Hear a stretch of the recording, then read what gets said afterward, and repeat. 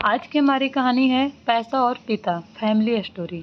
एक समय की बात है, एक छोटे से कस्बे में मगन और नाम का आदमी रहता था। मगन अपने घर में बेटे और पत्नी के साथ रहता था। मगन गरीब था, इसलिए वह दिन रात अपने परिवार की ज़रूरतें पूरी करने में लगा रहता था।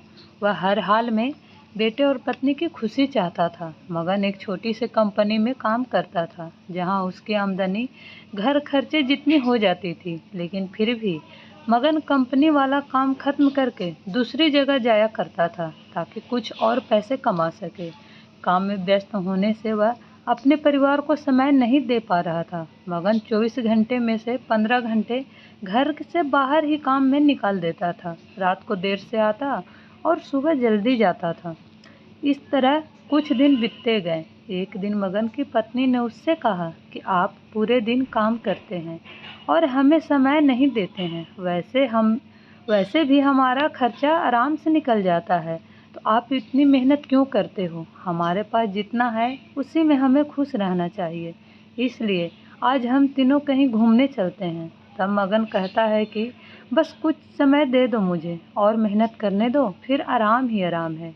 इस तरह मगन मेहनत करने में लगा रहता है। उसका बेटा भी उससे अक्सर कहता रहता था कि पापा आप मेरे साथ खेलो, बैठो और मुझसे बातें करो। लेकिन मगन हमेशा काम के लिए कहकर कभी उसे समय नहीं दे पा रहा था। कुछ समय और बीता।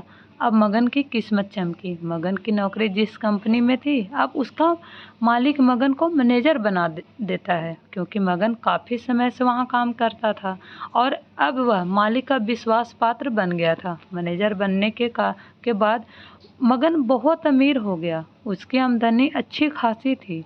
अब वह कुछ भी खरीद सकता था। उसकी गिनती धनी लोगों में से होने लगी। पत्नी और बेटा बस एक बार कोई चीज़ मांग लेते तो वह तुरंत हाजिर कर देता था। एक दिन बेटा और पत्नी दोनों मगन से बहुत ज़्यादा जिद करते हैं कि वे तीनों समुंदर के किनारे घूमने चले। मगन कहता है कि ठीक है, आज चलेंगे, लेकिन मुझे कंपनी में थोड़ा काम है, इसलिए तुम दोनों समुंदर के किनारे पहुँचो, मैं सीधा कंपनी से काम खत्म करके पहुँचता हूँ। पत्नी और बेटा दोनों वहाँ चले जाते हैं। तभी समुद्र में बहुत बड़ी सुनामी आ जाती है और आसपास के लोगों को भी बहा ले जाती है। पत्नी और बेटा दोनों पानी में बह गए।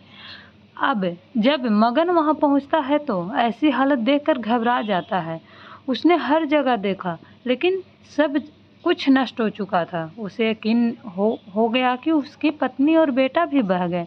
वो ज़ोर ज़ोर से रोने लगा और अपनी पत्नी की बात को याद करने लगा कि हमारे पास जितना है उसी में खुश रहना चाहिए और अपने परिवार के साथ खुशी के नए पल बनाने चाहिए, ताकि हम उसे हमेशा अपने दिल में संभाल कर रख सकें।